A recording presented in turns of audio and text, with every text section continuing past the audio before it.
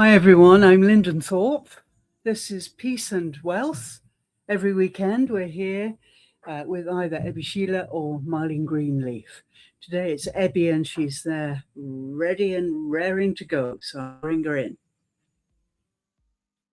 Hi Ebby, how are you doing? Oh,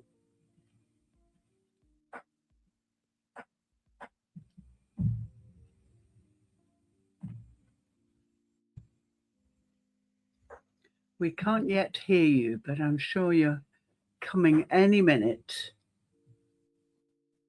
Anyway, while Ebby's getting live there, today we'd like to carry on a conversation we started yesterday on embodiment Q&A, and that's all about affirmations. And I think that affirmations are a big part of being alive. Ah, there she is. That's it. Can we hear you now? Yes. Sorry about that. I was struggling to unmute myself. Don't worry, you are now muted. So yes, as I was saying, we were talking about affirmations in embodiment Q&A, and on Wednesday in Your Body is Your Business Plan, we were talking about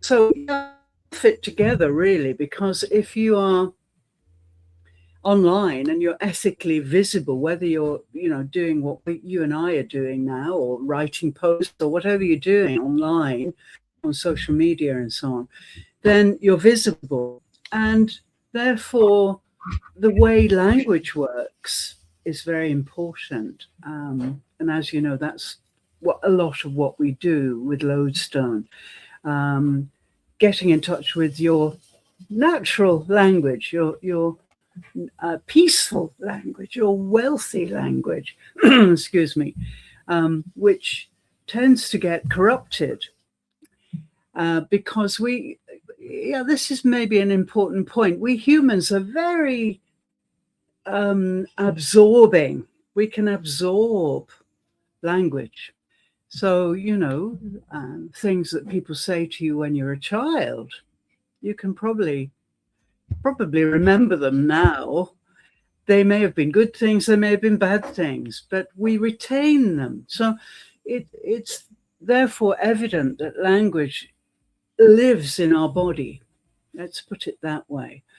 But if we've got the wrong language in our bodies, then it's going to upset the balance of body, spirit, and mind. And it's going to perhaps prevent us from finding our inner peace and our inner wealth. Ebby, what do you think? Yeah, it's following on from our conversation where we had about violent communication. Yes. Like we said, and also about how we're made up of water, and water has memory. It has memory. And so when we speak to, and it also reacts to words that we write and words that we say, and obviously thoughts, because the thoughts are in us and we're mainly water. So if we have bad thoughts, and sometimes we can't help the thoughts that come in, but I guess we can control, we can choose what we're going to focus on. When the thoughts come in, we can let it pass if they're not good thoughts. And if they're good thoughts, we can focus on that. And then language, like you said, also apart from that, language also has vibration. Come on, like you said. Yeah. When you throw a pebble in water, it ripples to the end, and the same with our words. When it comes out, it's rippling, and so it has an effect. Once we put it out there, it has an effect. So language is very strong and very powerful, and we need to be speaking with intention, I guess, to have that inner peace. Because if we're violent with our language or our thoughts, not only does it affect others, but I think it affects us threefold. That's why you've got the quotation. When you point one at one finger, you got three pointing back. And so even though we might have the temporary satisfaction when we get upset and we throw out bad language, but you'll find out that you don't have that inner peace because you just have the gratification immediately by throwing out the language, but you don't have that inner peace because it's harmful. So that's right. we need to think that when we have others. I think that's so true. And you know, as you know, I live in Japan, and I must say here that because people have a tendency to be very quiet in public or when they're interacting, and there are lots of formulaic exchanges before they start to really talk from the heart, if you like. It means that people don't say things they regret, because there's always a pause here, and there's always a formulae, you know, so you can meet someone and you give out that greeting for that situation, and they're very specific here. So it gives you that pause because you're saying that automatically, perhaps. Then you've got that pause and you can read the air around that person. So the communication is very different here, but it is really respectful of words, I think, here. That is such an important part of their culture, which is really great. And I wish we could adopt that. And I think, like you said, the pause, the intention, speaking, and like I think people think, oh, it's normal to be emotional and it's good to be emotional. But emotions still have to be controlled, because when you're emotional without control, it usually you don't have the clarity because you're all worked up. So the pause gives you that time to take the breath, and like you said, when you exhale, then you speak, and so it comes across differently. So I think that's a great culture that they have. Yes, I think the word is consciousness. I think if you're really aware, really conscious, really awake, which most people are not, they're on you know, autopilot. Most people, I think. But if you're truly aware, I mean, how what's the solution for people to come off autopilot? Why are most people on autopilot? Is that the stress of modern life, or what do you think? Have you got if you've got several hours, I'll tell you. It's a huge area, isn't it, really? I think there are many reasons for people to be on autopilot. In the business world, we talk about performing, we talk about not being present, especially within companies and corporations and so on. Presenteeism is a really extraordinary phenomenon, I think, today. You know, people are at work, but they're not there really. They are somewhere lost in their thoughts or in their heads. And I think for me, we in developed nations, we have really got this system. We've had it for several hundred years now. That we work for other people. You know, there's the 9-to-5 grind, as I call it. So, you know, you go out to work, you commute, maybe you are working to feather somebody else's nest, if you like. And you're really becoming very passive in many ways in that act. Because what you're saying is, okay, I can't live without this job.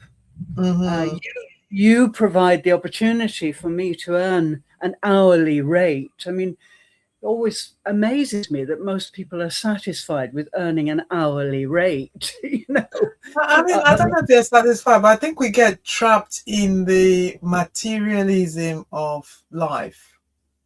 And so, we do. And so we need, so we get into that trap, and then we can't get out because we have all these responsibilities which we've created and put on ourselves.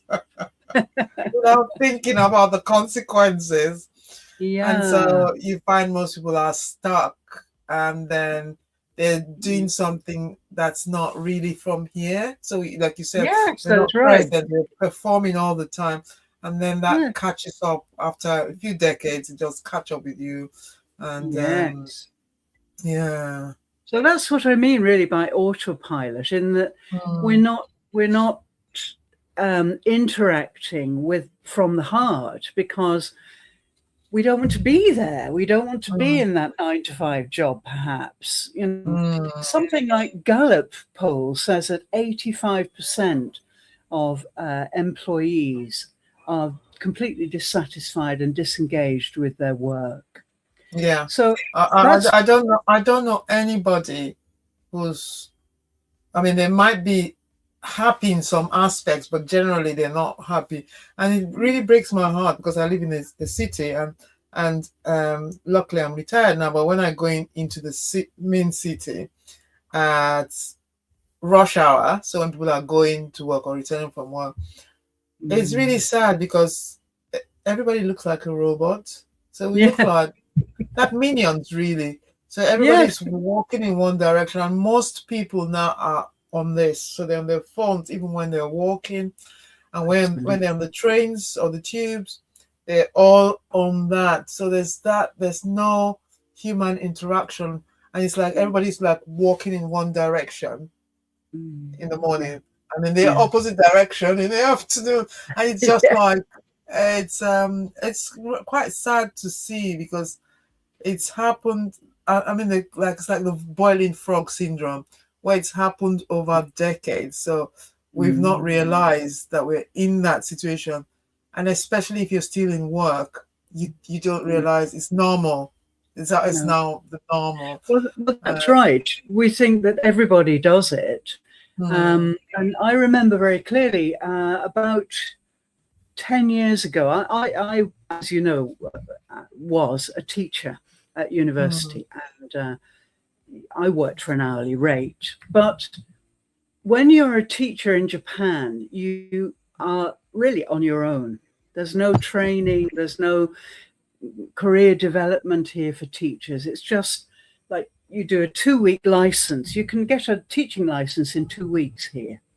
So people would get a teaching license and then just stand at the front of a class and spout their research. That was basically what was going on. So in terms of what I did in my hourly traditional 9 to 5 grind job, was I was a free agent, really, to run my classes the way I wanted to run them. So it became quite tolerable to go to work every day, to commute every day. And in Japan, you know, we have even worse commuting problems than in London. You know, you're squeezed onto trains, really. Literally. Oh, well, that's what we have here, too. You're like sardines on the trains. Yeah. I mean, we are sardines, definitely.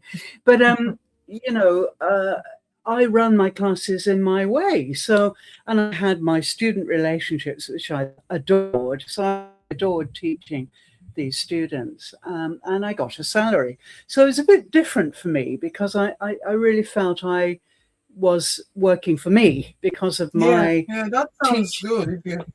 Teaching you have that methodology. Yeah. My personality, my classroom, that's very much the case here in Japan. Nobody comes into your classroom, unlike in UK, where we observe, go around and observe. And I've done a lot of training and observation in the past too, in UK. But here, nothing. And once the doors close, nobody bothers you. So it's great in a way. But when I retired, and when I thought about retiring, and I started to build websites and get interested in a business after retiring, I became really alight with inspiration. You know, this was something I could build, and I could make an income from it. And it was all me. So it's that kind of self-reliance, which for me is so important. I don't want to depend on anybody. And I don't now. And so I really felt that my inner peace started to grow from that point, Mm. because I was no longer working for someone else and an education authority who didn't know really what education was, this kind of thing. Mhm. I was really building something for later for me. And of course, Mhm. then I retired, and it was heaven, just heaven to work for myself. And I had things in place, and I could really get cracking with that. So yeah, I really want to encourage everybody out there, LinkedIn members, YouTubers, to think about your future. We are living in the era of personal economies. We all need income streams, and there are many, many ways to do that, legal ways. I'm not Mhm. talking about anything illegal. I'm talking about building Of course not. something that attracts income and is uniquely you. Mm. So for me, my inner peace and inner wealth is knowing that now everything I do is for me. Of course, I have my audiences and I'm working to help people. That's my mission. But at the end of the day, it's a tremendous feeling of not outsourcing Mm. my way of getting income. So, yeah, we are in a system, we're in developed nations, we're in this system where we are forced to outsource because Mm. we're not encouraged to create our own business. It's rather risky, maybe. It's rather vulgar, perhaps, to some people. So kids at school don't have that option. Nobody I says guess to them, people feel the lack of security as opposed to having a salary, but I think what people are beginning to realize is that there's no security anyway because you could be made redundant. yeah, So it's yeah, about going in, finding the inner peace and what works for you as opposed to, because I think the external validation too doesn't help because maybe because of status we choose professions that are not yeah, really us. yes. It's not really All you, of but you're it. choosing a Yeah, profession. So yes, thinking about having that inner peace and then knowing what your direction should be. Because if, like you said, from the polls, you say 80 or 85%, most of our time awake is spent at work.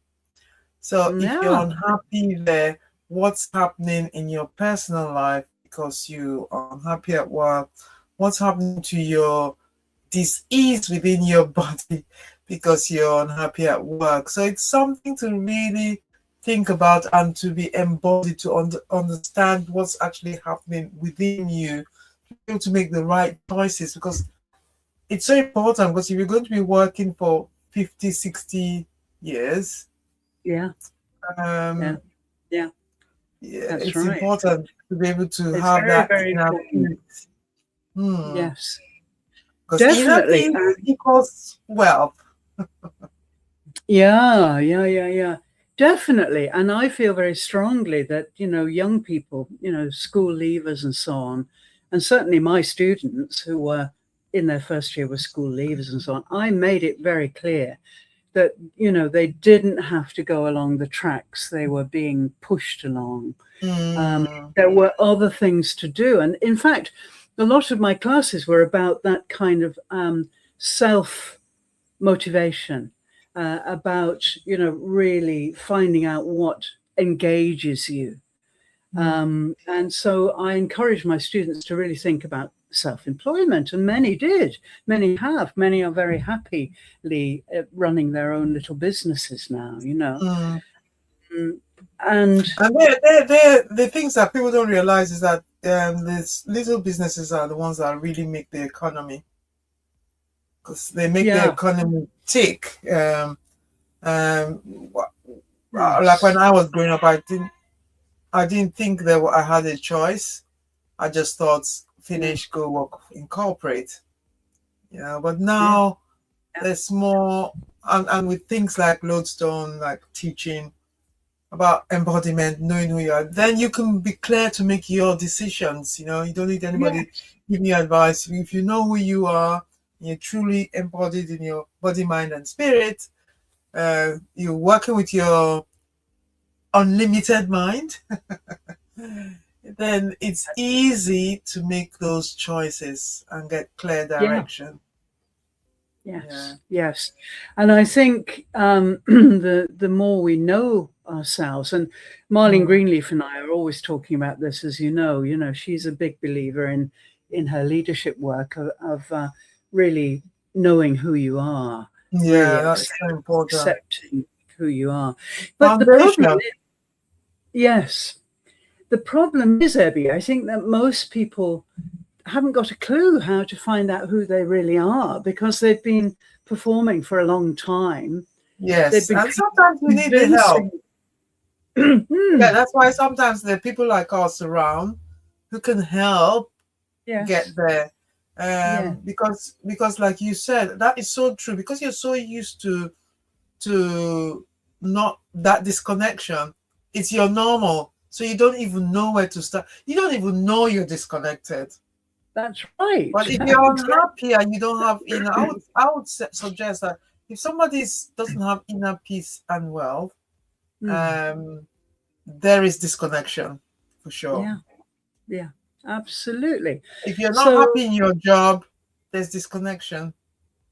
Well, yes, there is. And of course, what happens is you put your 5 working days on hold, really, and you, in an automatic way, and this is what I went at the beginning, on autopilot, you get ready for work, you get the train, and it's the same pattern every day, and you come back and you try and relax. And of course, as we mentioned last week, people don't know how to rest these days. You can't. What I'm finding out is that because of this system, it lights a fire in your on your nervous system, so you can't relax anyway because your body is in fight or flight mode constantly. So it becomes, it's kind of like a habit that your body develops, and so you need to take that pause and get that help to be able to reset, because you need a reboot. Yes, that's you right. need a reboot because that's right. And I think that true rest, most younger people think that true rest is sitting back with a glass of alcohol and a cigarette and maybe some drugs. and scrolling on the phone, Well, to me, that is a horrific way to live. And I refuse to have a phone. As you know, I do not have a phone. So when I'm resting, I really do nothing. Yeah, it becomes normal. It's normal, you think. But the thing is that the body, the limited mind tells you it's okay and you're rested. But the body has a mind of its own anyway. So it's fired up, it's fired up.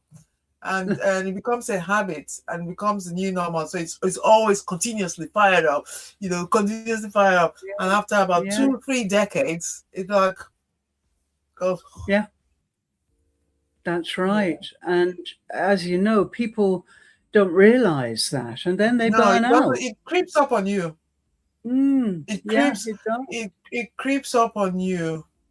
There are warning signs if people are, like, people looking on the inside can tell.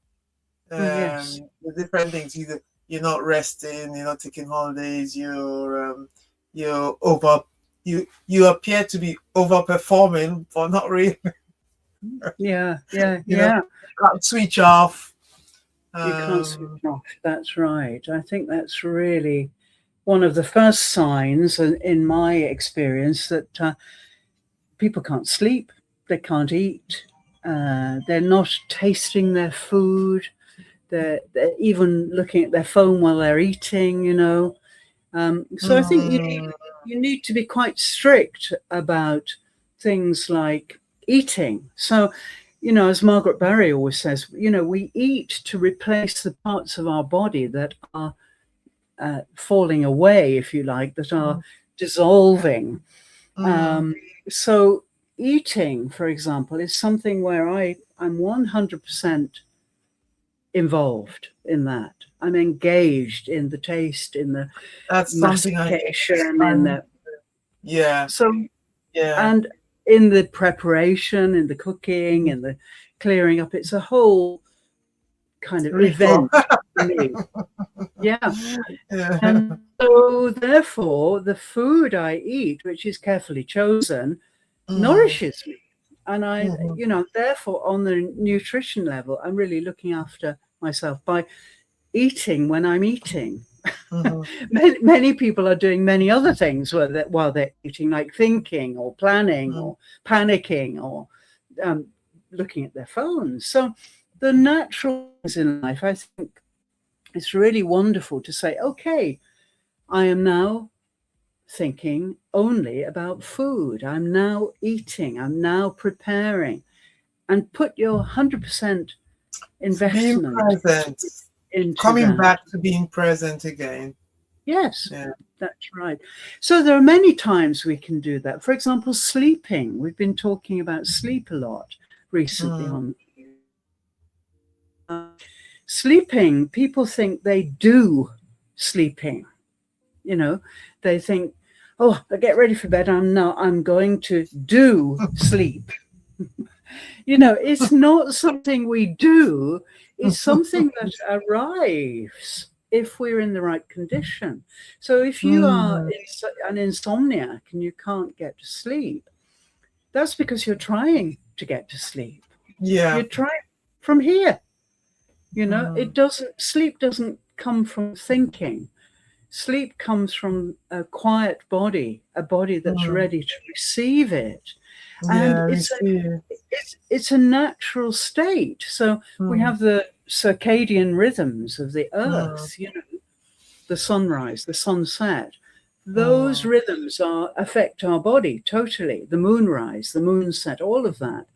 And so sleeping is being in a neutral place, really, where it arrives. And I have to say that I never have had any trouble sleeping, and I never remember falling asleep because it just arrives, you know. So these are the things that we can do naturally: eating, sleeping. Those two things I think are very important. And it's important that we're engaged when we do them, and we do nothing else, and we switch off here.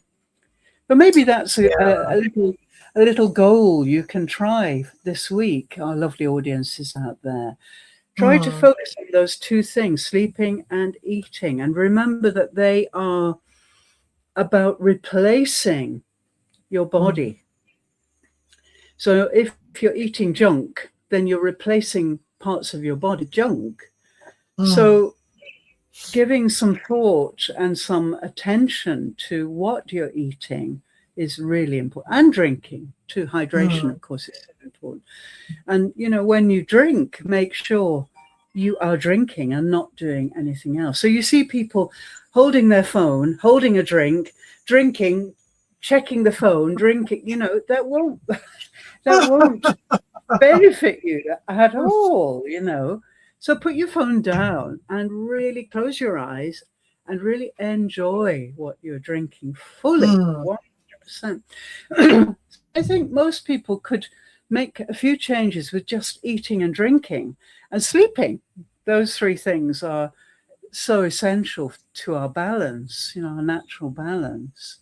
And also remembering that it's the earth that dominates our lives. The earth with its rhythms, its gravity, force of gravity, all of the universal laws we've been talking about recently, then all of that governs every single human being on this planet. Problem is, this interferes with that, and the rhythms become unstable. We get distracted, you know, from those natural things. It's really funny. This week, there's been a really great program on Japanese TV, and it's called Crazy Journey. And it's really crazy. People who do really extraordinary things which is quite common in Japan. And there's this guy who is he's an ex-doctor, and he's traveled all over the world. And his latest thing is living like a metal age person, like a Stone Age person, before metal, long before metal. So he lives in a cave. He sleeps on leaves. He makes his tools from rock, from hard granite rock, which he sharpens. He catches fish with a bamboo pole, you know, and so this is so inspiring that we can. He exists. He eats shellfish. He catches little fish. He eats berries, just like we did before metal. Yeah. Before we started to really change how we interact with the earth. So just using the earth's resources. He's now 87, and he's fit as a fiddle, living in a cave. So we can do it. We can live naturally, but we're not listening to those rhythms, I think. So, you know, you can listen to the rhythm of your body when it's hungry, when it's thirsty, when it needs to sleep, and allow those things to happen. Of course, you may think difficult. I'm talking through my hat, but it's so true. We are getting more and more divorced from anything natural, aren't we? With our devices, with our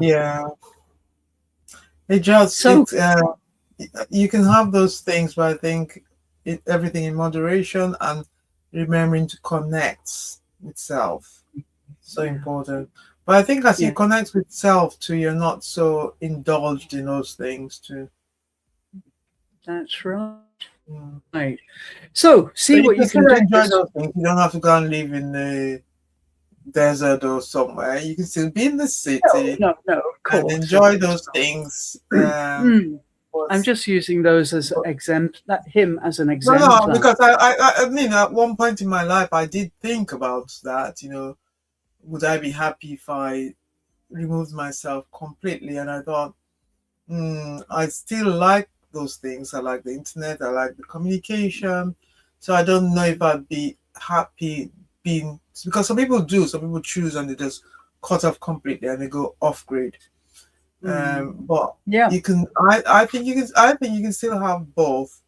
And as you get more embodied self, you can still enjoy the comforts of Western life, but not always be, because those things do.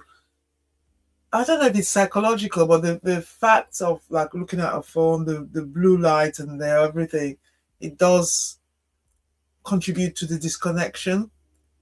So you have to be conscious of what you're doing and not be going to the automatic pilot, because the more we get into automatic, the easier the more it's like that string is getting longer and longer, you know, and so your subconscious mind and your conscious mind are getting so far apart from each other, and they need to be aligned together.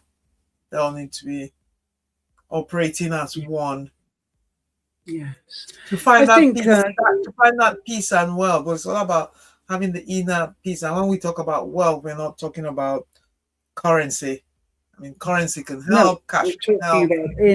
I think our audience really know that by now, that only if you are inner wealthy will you be outer wealthy, because of the laws of the universe. So, but I think it's really a good thing during the week ahead to remember that you are a natural being. You're an animal living on planet Earth, which is the most abundant planet that we know of in the galaxy we are in. And so if you really are conscious of that, then you can start to connect more with what it means to live naturally. And of course, if we are in business online or if we're working for a company, then it's difficult to be natural and to get in touch with those natural things. But I think with some of the examples we give, and certainly during the week, all week, we're talking about this kind of thing, then I think we can start to become more conscious.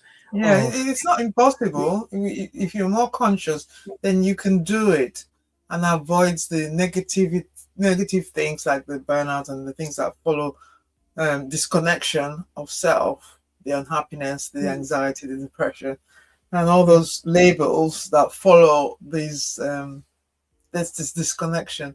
So yes. you can do it even in those environments. You just have to be more conscious. Even the tiniest little seed. No, really, what we are doing is dropping seeds into people's lives. During the week, you may just suddenly remember that you said, yes, eating with your 100% conscious attention is beneficial. Breathing properly from the diaphragm is 100% beneficial. Those little seeds, we're dropping them into your unconscious mind during these talks. And so there will at some point be a moment where you think, oh yeah, I'm going to give some thought to that or whatever. So little by little tiny seeds can start to grow and germinate and become plants, fully fledged plants. So that's what we're trying to do here. And soon, yes, we wanted to remind you that we're running a summit. It's about burnout. Ebby, go on, tell us more. Oh yeah, so we have speakers, and it's all going to be giving their different experiences and the different solutions to recognize and transform from burnout. So I'm really excited, and of course Lyndon and I are going to be talking a lot about embodiment, and which is a solution, looking at lodestone, a solution to recognizing it, how to avoid it, and how to deal with it if you're already experiencing it. So yeah, I'm really excited. So that'll be on the 11th and 12th of August, and we'll get replays of obviously. Yes. Yeah. So yes, please register soon because places are filling up, even though it's still July. Please let us know. Come out quickly.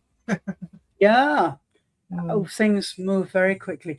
So if you'd like to have the registration link, let us know. We can let you have it from Peace and Wealth. And yeah, it's going to be really good. We've got some great speakers. We've got some great plans in store. And I think getting to grips with burnout, everybody needs to be able to recognize it, not only in themselves, but in others around them.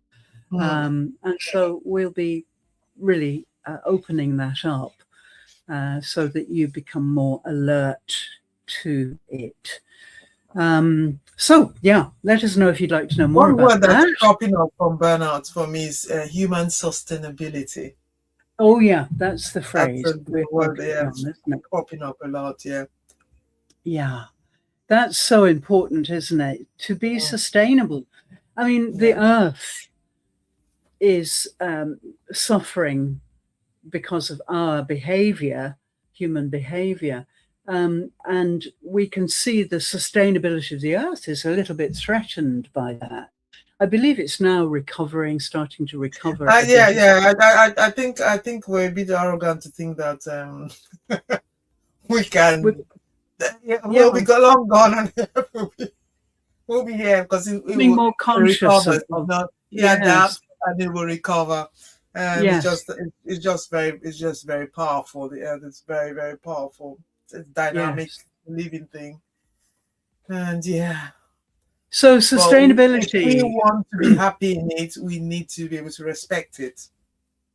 sure, Yeah. absolutely. And So, treat it. if the Earth can sustain itself as a planet, we can sustain ourselves as human beings. Because we're all interconnected. Mhm. So sustainability is a really important thing. Can you Yeah. keep going? Especially if you're in business, can you keep going at that pace? Yeah. And if that pace is really exhausting you and you're not being refreshed by sleep, you're not eating properly, then slow down the pace. Yeah. Is that Come the back right to place for you? a more sustainable pace, and then Yeah. you'll be able to balance it. It's all about Be balance. present. Yeah. Be present. Be present and be Be balanced. present. Yeah. Yeah. Right, we've got to finish there. Wow, it's gone very quickly. Yeah. We've gone over time. Ebby, we were supposed to be talking about affirmations. We didn't get round next to it. time we'll stay on track. Affirmations. We'll stay on track next time. Yeah. Well, okay. we did talk about words, how it affects us, that's and the inner right. peace. So we can continue with affirmations next week. Yeah. Yeah. So basically, just be careful with what you say, and be careful how seriously you take what other people say around you. That's maybe just a little thing to be aware of this week. But yeah, every word affects every cell of the body. That's the basis of affirmation work. Yeah. Okay, great. Well, we have to finish that reluctant. Of course, join us during the week with posts. We're posting all the time about all of these topics. And of course, we have the live sessions. And on Wednesday, we've got Your Body is Your Business Plan. And this week, it's regenerative business models. So it relates very much to what we've just said. Can you sustain the business model that you're involved in? Is it sustainable for you? So come and join us on Wednesday, and then we'll be continuing on with affirmations on Friday with embodiment Q&A. So yeah, find out what's going on and come and join us. Ebby, thank you. And thank you. Have a wonderful sleep. Sleep Thank tight. you. I'm just starting my day and Ebby's just finishing hers, I think. There we are. Okay, bye for now. See you soon. Bye for now. Bye. Bye. Bye.